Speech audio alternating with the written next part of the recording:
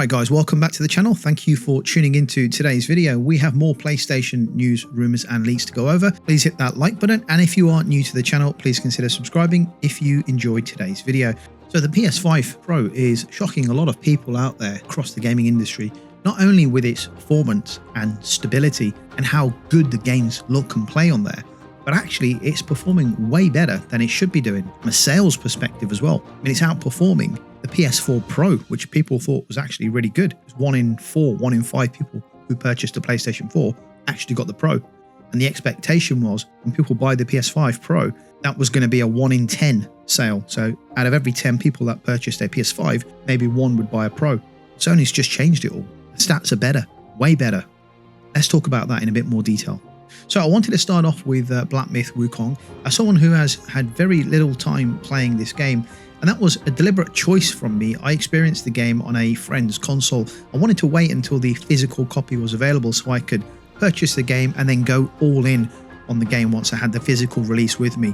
The good news is that those of you who are holding out for a Black Myth Wukong PS5 physical edition will be pleased to know that the boxed copies will hit shelves next month on December the 12th. PM Studios is handling the logistical end of things and confirmed that the date will be the same for the UK as well as the US. This release will mark the game's first printing in physical form, including the Deluxe Edition upgrades, which was available at launch and contained a messy digital download code. Black Myth Wukong sold an astonishing 20 million units in its first month on the market, and a sequel is highly anticipated along with new DLC content.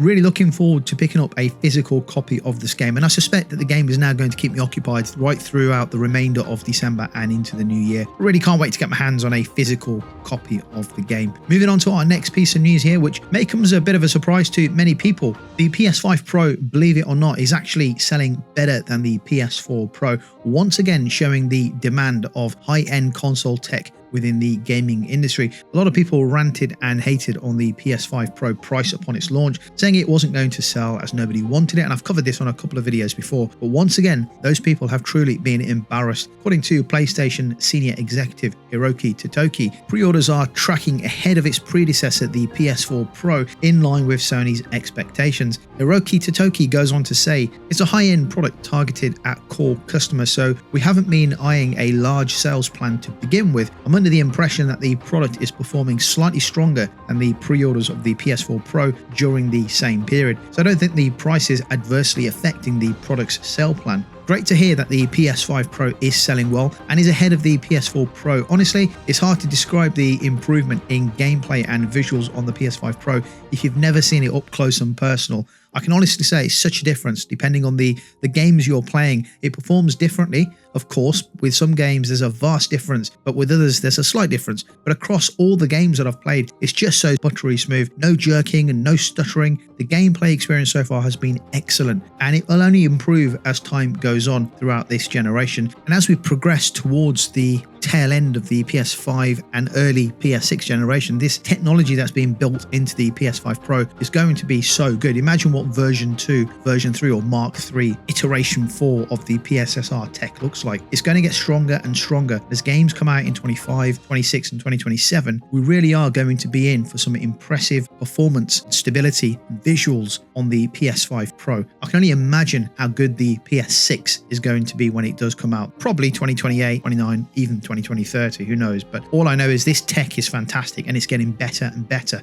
Another thing I wanted to touch on here is the Sony strategy around its PS5 Pro consoles, which has also impacted the scalpers who are now having to sell the PS5 Pro at a loss because they can't sell it at the inflated prices on reseller websites. Once again, demonstrating that Sony has put in place improved practices which impacted most companies throughout of 2020 and 2021 when the PS5 launched in 2020, where supply chain issues, stock shortages, consumer electronic shortages such as the chips they use to manufacture many of these products, blockages in shipping lanes, and literally global workforces being told to stay at home, work from home, not come into the office. Pretty much manufacturing globally had stopped, and it had an impact, of course it did, on the availability of the PS5. This time around though, Sony ensured that they allocated stock accordingly to the right regions and sites. So as stock sold out, Sony redirected new stock supplies to those regions that had sold out, this way ensuring a constant stream of stock availability. When stock did run out, new batches of consoles were readily available within a few days. Sony also ensured that they had enough consoles to start with and ensured that there was no constraints with raw materials this time round. All of this has meant that people could walk into a retailer and literally buy a PS5 Pro at the counter, which is what you could do pre-2020, right? You could walk into pretty much any shop, buy any tech product. The only time typically there would be product shortages is usually at the time of the beginning of a new tech launch, a new console launch. And during that period, that shortage only typically lasts for a couple of weeks until new stock arrives. By ensuring Sony covered their bases, the scalpers are now really struggling to shift their stock, which hopefully means people are not getting ripped off by paying highly inflated prices for consoles. And hopefully Sony will be able to ship out some optical disk drive readers over the coming weeks too. Okay, moving on.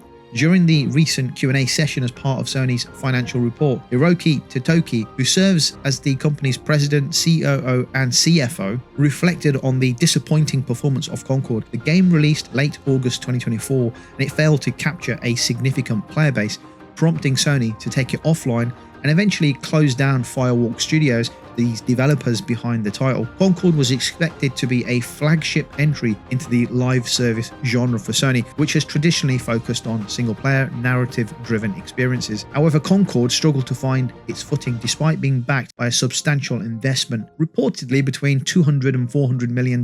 Concord did not meet Sony's expectation in terms of audience engagement and retention. The lack of player interest led to a rapid decline in its active user base, forcing Sony to pull the plug very shortly after the game was released. The decision also resulted in the closure of Firewalk Studios, marking a significant financial and reputational setback for Sony. In reflecting on the failure of Concord, Hiroki Totoki emphasized the need for a more robust testing process for future projects, particularly within the live service area. I think Sony feel that they've got single player nailed down to a T. I think they know their processes are absolutely solid, but I think this live service area, a lot of work still needs doing. I think this is an acknowledgement of where they've made mistakes and how they intend to improve and get better results going forward. Hiroki Totoki acknowledged that the company had underestimated the importance of extensive pre-release testing, which could have provided critical feedback and potentially saved the game from its disastrous launch. He goes on to say that we probably need to have a lot of gates, including user testing or internal evaluation and the timing of such gates, and then we need to bring them forward, and we should have done that with those gates much earlier than we did. This admission highlights the knowledge gap in Sony's current development pipeline, where key evaluation points such as user feedback sessions and internal quality assessments were either insufficient or conducted too late in the development cycle. Industry analysts and gaming enthusiasts have also criticized Sony's approach to testing Concord. Many believe that the testing process was very limited, relying heavily on targeted playtesters who might have been inclined to give back feedback that aligned with the developers' expectations. This method can often result in a biased or skewed data, failing to provide a true picture of how a wider audience might react to the game. Critics argue that Sony should have expanded its testing to include a more diverse and broader range of participants, offering a more authentic cross-section of player feedback. By engaging with a varied audience that could provide raw, unfiltered insights, Sony might have been able to identify and address the issues that ultimately plagued Concord before its launch. The fallout from Concord has had significant financial implications for Sony. The $200 million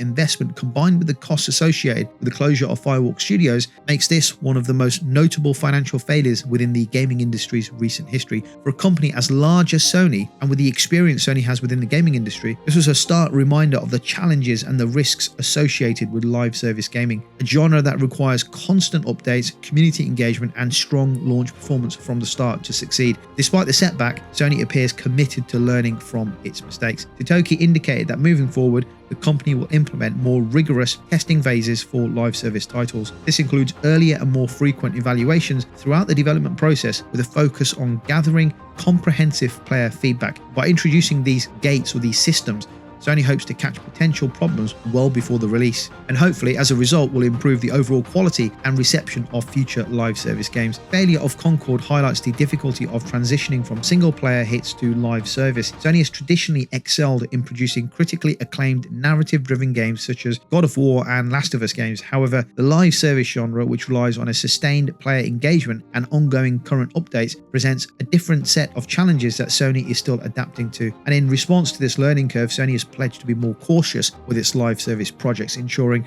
a balance between live service and single player offerings moving forward. It's good to hear that Sony has learned from the Concord experience, given that they have other titles that they are working on and are well in development. I suspect that they will be doing more rigorous testing along with Q&As with those games, perhaps even more testing they should really be doing, just to prevent another Concord from happening. Let's hope they get it right. Live service and multiplayer games are not really my cup of tea, but it's nice to have variety within the range of games that Sony is offering. Let me know your thoughts in the comments down below about the topics we've discussed today in the video. Thank you for watching. If you like the video, give it a thumbs up and I'll catch you on the next video.